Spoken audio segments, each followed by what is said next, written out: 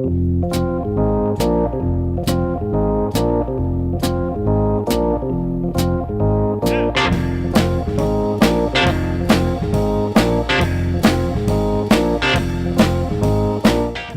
to the Two Blokes Chatting radio show on 94.7 The Pulse. Music, interviews, news, and, well, Two Blokes Chatting. Now, here are the two blokes.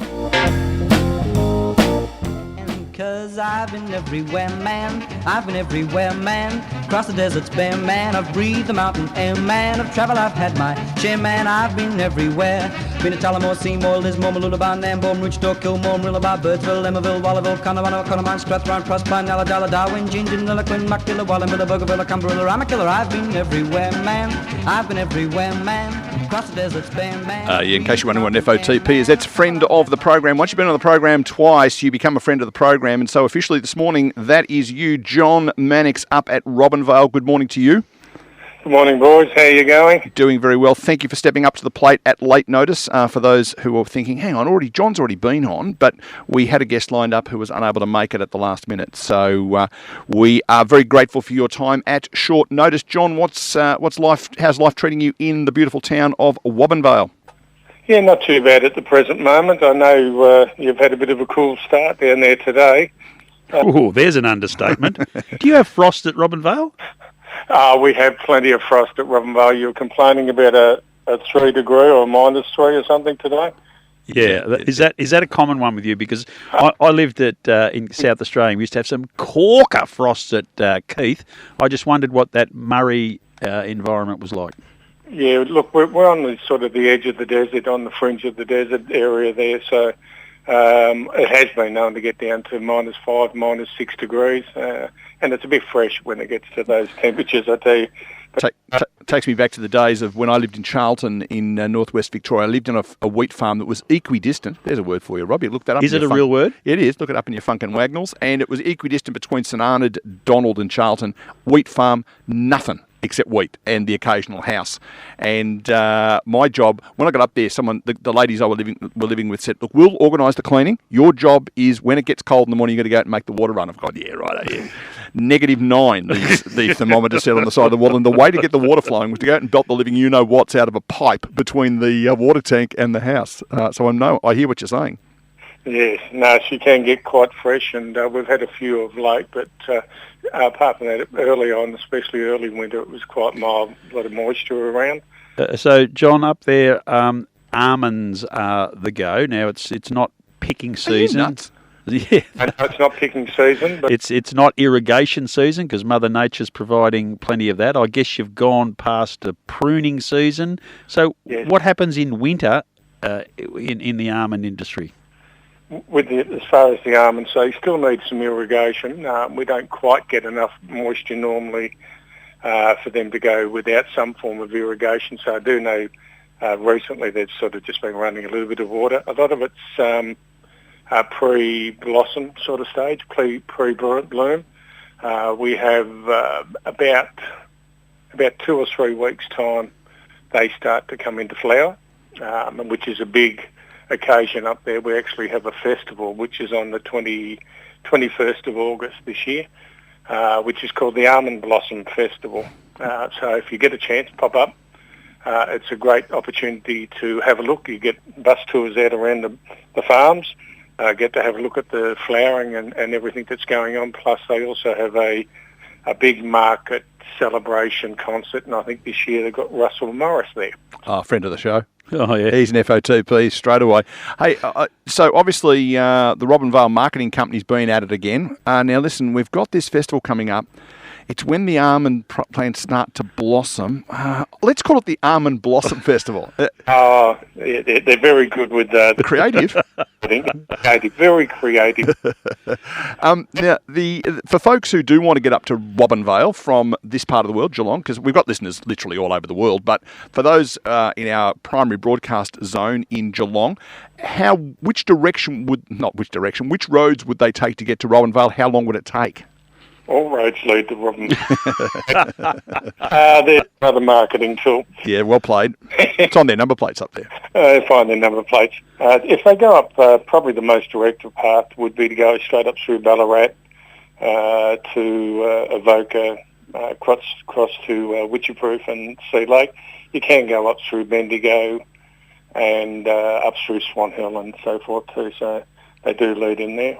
So were you to be driving to Geelong to appear in the studio with the Two Blokes Chatting, how long would you need to allow in the vehicle? If you were just driving, probably around about a good 6-hour trip. Yeah, so it's not one of those things you do after work on a Friday night, go up for a couple of days and come back. It's really sort of, you're knocking out a day each way. Not unless you've got due cause to get down in a very period of time, which I've been known to do. Yes. Although generally in your situation, not driving.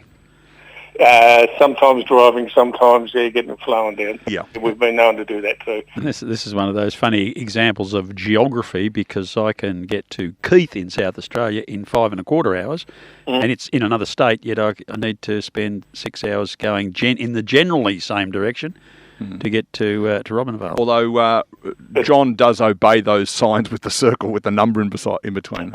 Oh, okay. Yeah, that's actually a speed limit, Rob. It's not the latest meat raffle ticket number. Oh, I thought it was a what do they call it? A floor rather than a ceiling. Yeah, that's right. Yes, not spelled FLAW either. I thought you might have been like one of my daughters and thought it was, this is the speed you've got to do, not keep under this speed, Well, yes, and that daughter, I hope, is not within earshot. No, she's not listening, I hope. Yeah, no, we've narrowed it down to one then. That's good. We'll mention that next time we see her. Now, John, I don't know about you, but I know a member of your family is a big fan of the Western Bulldogs. They're taking on my Putty Cats tonight. Will you be watching that with a bit of interest? I'm certain someone will be making sure that I'm watching a bit of it, yes. I'm hoping to get across to watch a bit of football today. It's getting up towards the pointy end of the season, so we've got the finals coming up in about 3 weeks' time locally for the St. Rosia Football Netball League. So who's the favourite to win the footy up there? Oh, gosh, it's a little bit up and down at the moment. The actual team that was undefeated has been defeated, so... there's about three teams. Robinvale's sort of vying for a position in the fourth spot with about 2 or 3 other teams. But the main teams would be Wentworth, who were undefeated up until recently, Iwimple, who defeated them recently, and they've been quite successful over the journey over the last few years, and Oyen, who also starting to pick their game up. So between those 3 and hopefully Robinvale. Robinvale's vying for 4th against Majura Imperials. Now, there's interesting stories that we get down here about fundraisers for footy clubs through the Wimmera and Mallee, and the club might own some ground or has ground donated to them, which farmers volunteer their machinery and seed and fertiliser and produce a crop, and whatever the crop makes, the club makes for the year. Do you have a little patch in the corner of an almond farm to raise money for the Robinvale Footy Club?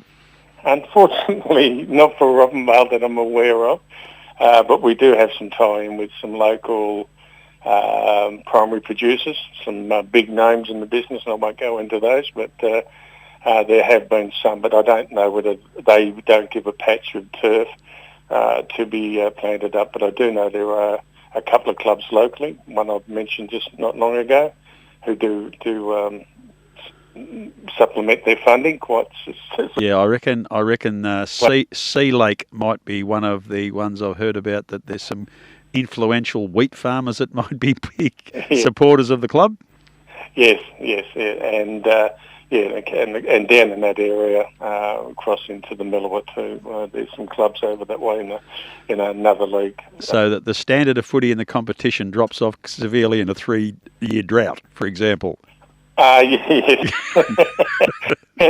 You don't get the top-up players. No.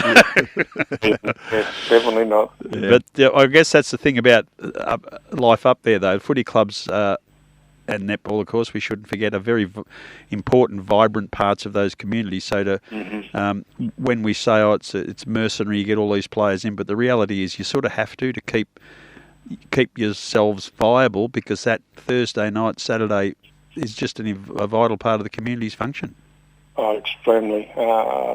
Usually on a Saturday, if football's away somewhere, you can just about fire a shotgun up the main street and and not be fearful of hitting anyone. Everyone sort of travels around. Robinvale's a little bit more diverse because of the agriculture being irrigated and so forth, but especially if you get down into the Mallee, Sea Lake and those sorts of areas, everyone's in every Saturday. Well, John, we are going to let you get yourself organised and get along to who are Robinvale playing today. Robinvale today, good question. I've forgotten.